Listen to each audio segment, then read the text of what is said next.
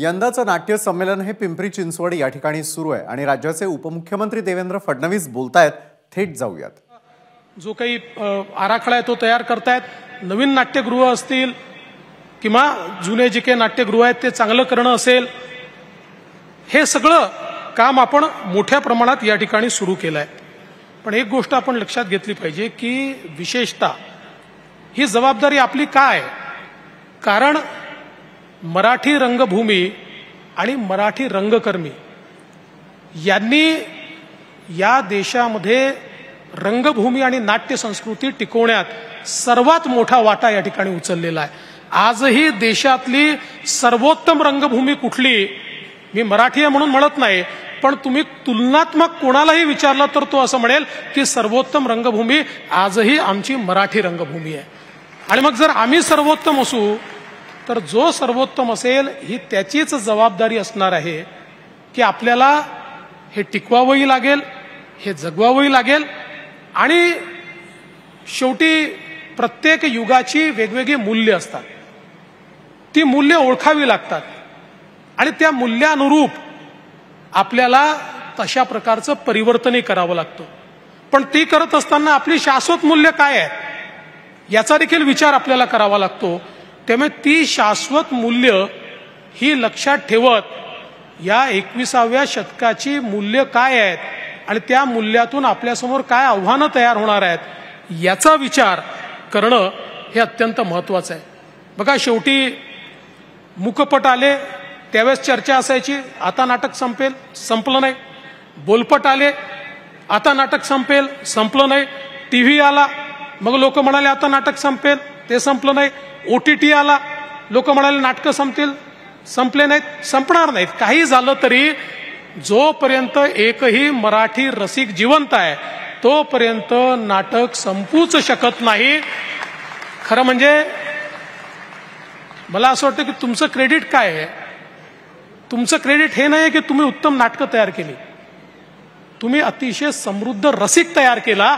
हे खरं म्हणजे आपल्या या संपूर्ण नाट्य संस्कृतीचं एक अत्यंत महत्वाचं या ठिकाणी योगदान आहे.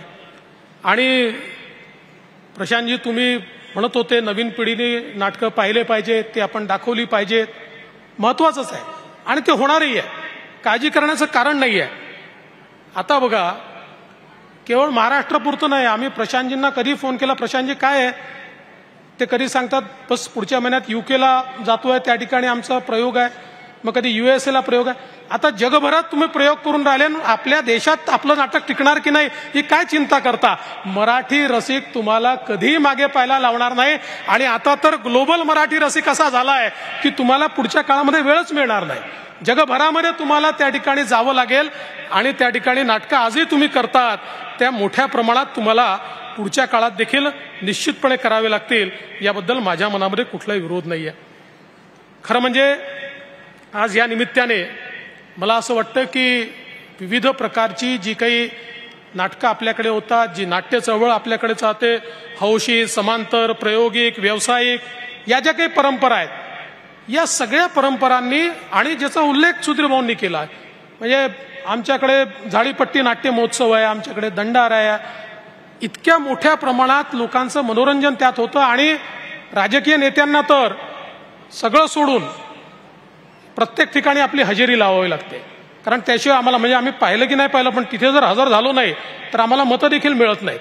लोक एवढा विश्वास आहे की आपला नेता हा त्या ठिकाणी पाहायला आलाच पाहिजे. त्यामुळे मला असं वाटतं की ही जी काही, म्हणजे ज्या ठिकाणी खरं म्हणजे अगदी पुण्यासारखी संस्कृती पोचली नाही त्याही ठिकाणी मला असं वाटतं की ही जी काही नाट्याच्या बद्दलची, कलेच्या बद्दलची आवड ही जोपासली गेली. आणि विशेषतः लोककलांचा उल्लेख झालाय. खरं आहे, मगाशी भाऊसाहेब तुम्ही म्हणालात काय समृद्ध लोककला आपल्याकडच्या आहेत. आणि तुम्ही जे मगाशी बोललात, कोणीतरी तुम्हाला असं बोललं, मला असं वाटतं खरं आहे, अलीकडच्या काळामध्ये लोककला केवळ शोकेस करता आम्ही वापरतो. कुठलाही कार्यक्रम असला तर त्या कार्यक्रमामध्ये थोड्या लोककला दाखवल्या की आपलं कर्तव्यपूर्ती झाली असा आपला समज आहे. पण निश्चितपणे मला विश्वास आहे की सुधीर भाऊंसारखा एक अतिशय सक्षम आणि संवेदनशील सांस्कृतिक मंत्री आपल्याला मिळालाय. निश्चितपणे लोककलांच्या संवर्धनाकरता आणि त्या पुढे कशा जातील, ती परंपरा पुढच्या पिढीला कशी मिळेल आणि ती परंपरा मिळायची असेल तर त्याला काही व्यावसायिकतेचं स्वरूप द्यावं लागेल, त्यातनं अर्थार्जन देखील व्हावं लागेल. या संदर्भात निश्चितपणे सुधीर भाऊ आपण एक चांगला कार्यक्रम तयार करू, एखादी योजना तयार करू, जेणेकरून या अतिशय समृद्ध असलेल्या ज्या आपल्या लोककला आहेत त्याचं देखील संवर्धन आपल्याला करता येईल. खरं म्हणजे पहिलं नाट्य संमेलन झालं त्याचे अध्यक्ष आमच्या अमरावतीचे दादासाहेब खापर्डे होते. विदर्भाचा फार मोठं कॉन्ट्रीब्युशन याच्यामध्ये आहे. आम्हाला सारखं सारखं पुण्यात आलं की सांगावं लागतं,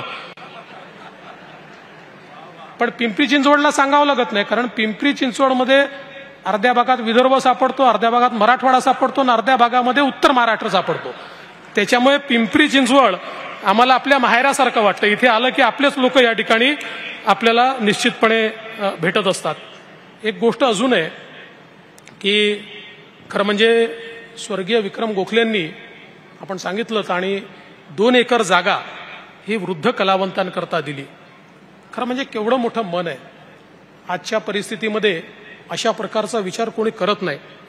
पण मी आपल्याला विनंती करतो की त्या ठिकाणी आमच्या या वृद्ध कलावंतांकरता जे काही आपल्याला वाटतंय काय केलं पाहिजे, आपण त्याचा आराखडा तयार करा. त्याला सगळी आर्थिक मदत ही राज्य सरकारच्या वतीनं आम्ही देऊ, जेणेकरून जे वृद्ध कलावंत आहेत त्यांच्या संदर्भात निश्चितपणे मला असं वाटतं की आपल्याला मोठ्या प्रमाणात त्यांना देखील मदत करता येईल. खरं म्हणजे आपल्या इकडे 3री घंटा वाजली की नाटक सुरू होतं. आमचंही असंच आहे. आमच्याकडे 3री घंटा असते आचारसंहितेची आणि ती घंटा वाजली की आम्ही आपली पोझिशन घेतो.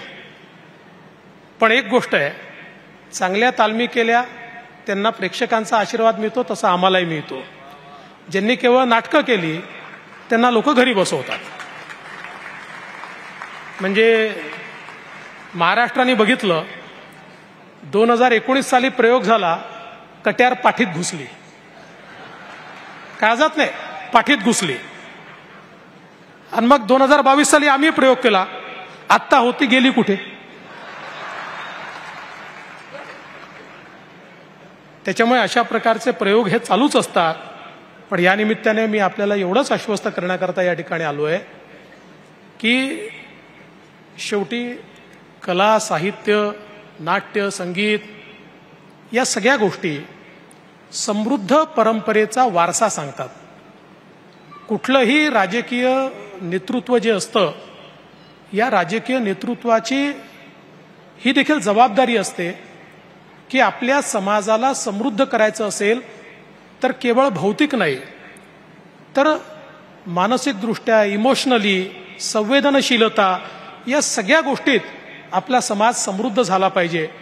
आणि आपण जगामध्ये कुठल्याही सभ्यतेला समृद्ध सभ्यता तेव्हाच म्हणतो की ज्यावेळी त्या सभ्यतेमध्ये कला आणि साहित्याचा विकास झालेला आपल्याला पाहायला मिळतो. समृद्धीची खरी निशाणी ही ती आहे. आणि म्हणून निश्चितपणे आम्ही देखील आमचं कर्तव्य म्हणून, म्हणजे जनतेने आम्हाला या ठिकाणी जे काही अधिकार दिले आहेत त्या अधिकारांनी जे कर्तव्य आमच्यावर ठेवलेले आहेत ते कर्तव्य म्हणून निश्चितपणे या चळवळीच्या पाठीशी उभं राहू. आणि ज्या ज्या गोष्टी आपण सांगितलेल्या आहेत, जब्बार पटेलजी आपण देखील सांगितलेल्या आहेत, निश्चितपणे त्या गोष्टी पूर्ण करण्याकरता आवश्यक ते सगळं पाठबळ, अर्थबळ हे त्याच्या पाठीशी उभं करू, एवढंच या निमित्ताने सांगतो. आणि पिंपरी चिंचवडनी भाऊसाहेब इतकं चांगलं हे संमेलन आयोजित केलं त्याबद्दल आयोजकांचे अतिशय मनापासून मी आभार मानतो, अभिनंदन करतो. आणि आता सोलापूरकरांनी त्या ठिकाणी पुढचं काम हातामध्ये घेतलंय, त्यामुळे ते देखील अतिशय उत्तम प्रकारे हे कार्य पूर्ण करतील हा विश्वास या निमित्ताने व्यक्त करून मी माझे 2 शब्द संपवतो. धन्यवाद. जय हिंद, जय महाराष्ट्र. एबीपी माझा, उघडा डोळे बघा नीट.